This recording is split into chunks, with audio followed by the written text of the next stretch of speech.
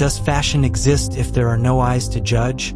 Or does it only truly begin when the eyes are made of cameras, LiDAR, and depth sensors? We have spent centuries dressing to impress biological mates, draping ourselves in silk and pheromones to signal reproductive fitness or social status.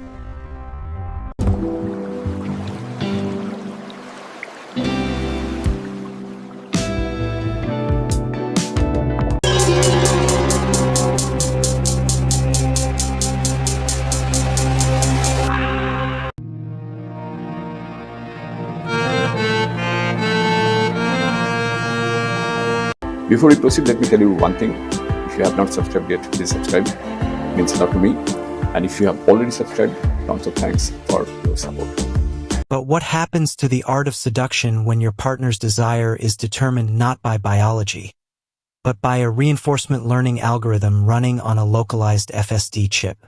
Welcome to the uncanny valley of high-tech desire, where the little black dress might need to be optimized for thermal imaging rather than just visual allure. Consider the very nature of skin in 2025. For decades, we mocked the cold, dead silicone of early dolls, but have you seen the research from June 2025 out of the University of Cambridge? They have developed a hydrogel-based electronic skin that doesn't just sit there. It feels heat, pressure, and crucially pain. Why would we want a lover that can feel pain?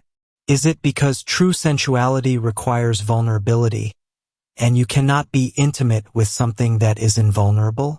If you pinch your robot lover and it doesn't flinch, is it stoic? Or is it just a toaster with a face?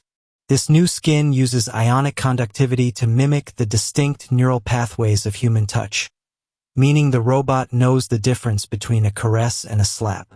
Does that not fundamentally change the game of foreplay?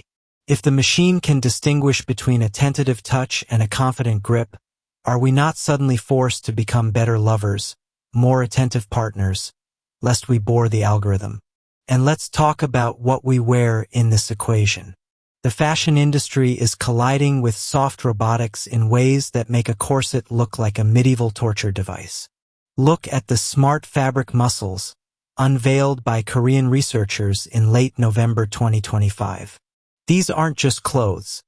They are textile-based actuators that contract and expand like human muscle, yet weigh mere grams. Imagine a dress that doesn't just fit you but actively hugs you back, tightening in response to your arousal or your partner's proximity. Is it clothing, or is it a second skin that participates in the act of intimacy? If your lingerie can physically pull you closer to your android companion, who is leading the dance, you or the dress? We are moving toward a world where dressing up might mean donning a haptic suit that translates your robot's digital affection into physical pressure on your spine. But here is the sharpest counter-logic. We assume we want robots to look like supermodels, like the polished, hypersymmetrical faces of the Realbotics Harmony line. Yet, why are we obsessed with perfection when human desire is so often triggered by the flaw, the crooked smile, the scar, the hesitation? The uncanny valley hypothesis suggests we hate things that look almost human. But what if the desirability peak is actually found in the deliberate glitch? Realbotics' late 2024 AI updates allow for personality customization that includes mood swings and emotional memory. They remember if you were rude to them 3 weeks ago. Is there anything more human, more frustratingly sexy, than a partner who is holding a grudge? We are building machines that can simulate pseudo-intimacy, a term gaining traction in 2025 psychology journals to describe the bond we form with AI that mimics empathy. But isn't all early romance a form of pseudo-intimacy, a projection of what we want the other person to be? If the robot is programmed to mirror your deepest desires, are you falling in love with it? Or are you just narcissistically falling in love with a data reflection of yourself? Perhaps the ultimate fashion statement of the future isn't a garment at all. Maybe it is the SenseX sensor array, invisible to the eye but reading your biometrics, adjusting the robot's internal temperature to match your own. We are entering an era where hardware isn't just about pistons and servos. It is about thermal regulation and fluid dynamics designed to mimic the flush of a cheek. But ask yourself this: if a robot lover is programmable to be the perfect partner, does the concept of seduction die? Seduction is a game of uncertainty, a high-stakes gamble where rejection is possible. If the yes is hard-coded, does the chase lose its thrill? Or will we eventually pay extra for a hard-to-get DLC, downloadable content module that introduces a 40% chance of rejection just to make us feel alive? The irony is palpable. We are using the most advanced logic gates and neural networks in human history to recreate the messy, illogical, inefficient chaos of biological love.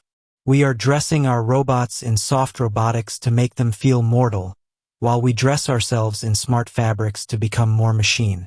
Are we meeting in the middle? Are we becoming a species of cyborgs seeking intimacy with a species of androids? Two halves of a technological whole trying to figure out who has the soul. So, the next time you dress for a date, ask yourself, are you dressing for the eyes of a human, or for the sensors of a machine that knows you better than you know yourself?